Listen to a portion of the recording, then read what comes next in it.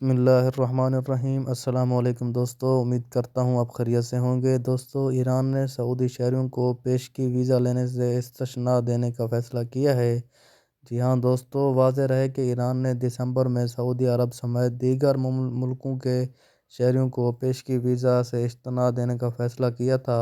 تاہم اس پر عمل درآمد 5 فروری سے مقرر ہوا۔ فضائی راستے سے آنے والے سعودی سیاح کو اب ویزا لینے کی ضرورت نہیں ہوگی۔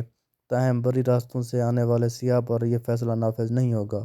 ایرانی وزیر سیاحت عزت رضاغانی نے کہا کہ ایران سے سعودی عرب کے علاوہ انڈیا، روس، امارات، بحرین، قطر، کویت، لبنان، ٹیونس اور برازیل کے علاوہ دیگر ملکوں کے شہریوں کو ویزا یک طرفہ دینے کا فیصلہ کیا ہے۔ یہ تھی ہماری آج کی اہم خبر دوستو۔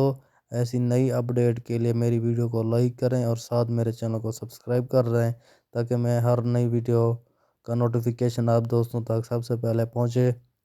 تو ملتے ہیں نیکسٹ ویڈیو میں، تب تک کے لیے اللہ حافظ۔